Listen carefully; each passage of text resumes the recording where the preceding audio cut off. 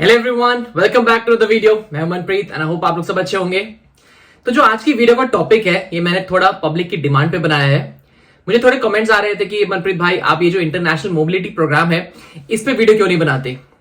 इस प्रोग्राम के थ्रू आप 2 हफ्ते में कनाडा आ सकते हैं एंड इसके लिए LMIA भी नहीं चाहिए होता।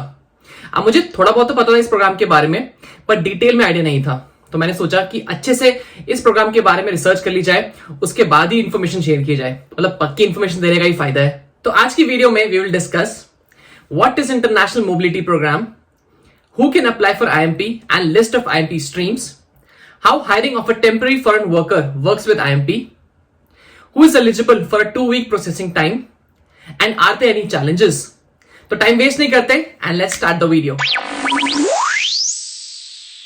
So let's start with what is International Mobility Program or IMP. The IMP allows Canadian employers to hire foreign workers on a temporary work permit without the need for LMIA. LMIA means Labor Market Impact Assessment. तो Canadian employers को आपके लिए LMIA file करने की जरूरत ही नहीं है।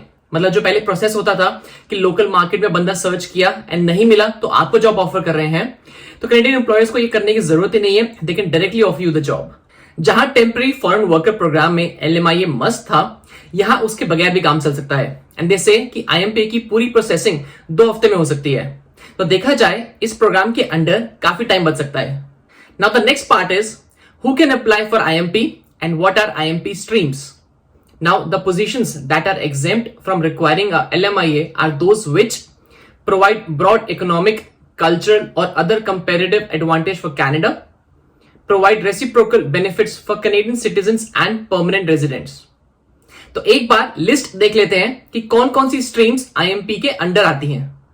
First is international free trade agreements, मतलब applicants who are entering Canada as part of trade treaties such as Canada-United States-Mexico Agreement or Comprehensive Economic Trade Agreement. The Bridging Open Work Permit, ये उनके लिए है जो Canada काम करना चाहते हैं while they wait on their permanent residence application. The Intra-Company Transfer Program, ये उनके लिए है जो अपनी कंपनी के कैनेडियन ब्रांच में काम करना चाहते हैं, ये उनके लिए है कि वो प्लान कर सकें। Next is reciprocal youth exchange agreements, जैसे कि इंटरनेशनल एक्सपीरियंस कनाडा कैटेगरी। इस कैटेगरी के under foreign workers are allowed to work in Canada अगर आपका एम्प्लॉयर ये दिखा पाए कि सेम अपॉर्चुनिटीज कैनेडियंस को मिलेंगी abroad. Next is the post graduation work permit program, ये उनके लिए है who have studied at and graduated from a Canadian designated learning institution DLI। Now next is significant benefit to Canada, ये उनके लिए है who can contribute to Canada in a significant way, मतलब आपका experience and skills can help Canada in a significant way. इस case में आपकी application का रिव्यू काफी अच्छे से घुस के होता है। नेक्स्ट इज रिलीजियस और charitable worker permit programme. Religious and charitable workers can apply for a work permit under this category. A work permit is needed even if the work is not paid. Now let's see how hiring of a temporary foreign worker works with IMP. सबसे पहले आपके employer को एक employer compliance fees भरनी होगी which is $230. आपको ये amount काफी कम लगेगा if you compare this with LMIA cost.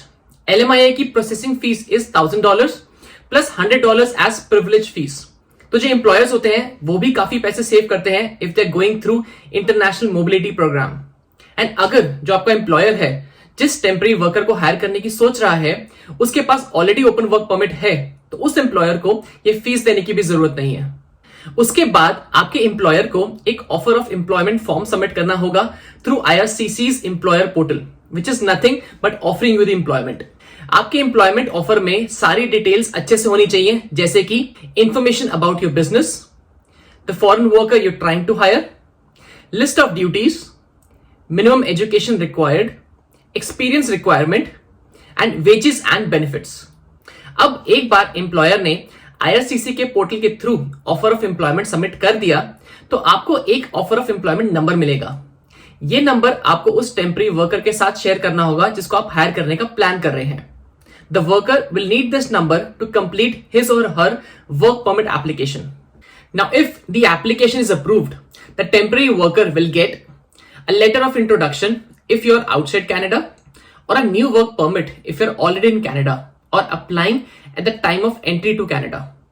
आपका जो लेटर ऑफ इंट्रोडक्शन है that is exchange for a work permit at the time of entry to Canada if you're still eligible when you arrive to Canada. Now next is who is eligible for a 2-week processing time. You are eligible if you're applying from outside Canada. Your job is either skill type 0 or skill level A, as in आप high skill labor category में आते हो तो your employer has submitted the offer of employment form through IRCC's employer portal and paid the compliance fees which we've already discussed before. अब IMP के benefits क्या हैं? Long term सोचा जाए तो you can come to Canada through IMP, work here for 1 year and उसके बाद you can file your application for Canada PR under Canadian experience class category. तो मतलब यहां पे आप आ सकते हैं ऑन अ वर्क परमिट. 1 साल काम करने के बाद आपके चांसेस बढ़ जाएंगे कैनेडा में PR लेने के लिए. अब थोड़े चैलेंजेस के बारे में बात करते हैं कि ये प्रोग्राम कितना ईजी एंड कन्वीनियंट है. सी यू नीड टू अंडरस्टैंड कि एम्प्लॉयर से एम्प्लॉयमेंट ऑफर निकालना इतना आसान नहीं होता, वरना सब इसी रास्ते से कनाडा आ रहे होते एंड एक्सप्रेस एंट्री को इतनी इंपॉर्टेंस नहीं मिलती. You have to use the right approach while searching for an employer who is willing to give you employment from outside Canada. आप लिंक्डइन यूज कर सकते हैं या अपनी फ्रेंड्स एंड फैमिली से भी कॉन्टैक्ट कर सकते हैं. शायद कोई आपकी फील्ड में जॉब करता हो एंड आपको अपनी कंपनी में रेफर कर सके. जॉब के लिए नेटवर्किंग बहुत इंपॉर्टेंट है and you have to try really hard to get the job.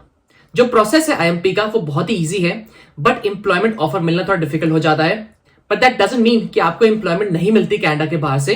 You just have to use the right approach. तो आई होप कि आज की वीडियो में मैं आपको अच्छे से इंटरनेशनल मोबिलिटी प्रोग्राम के बारे में समझा पाया हूं.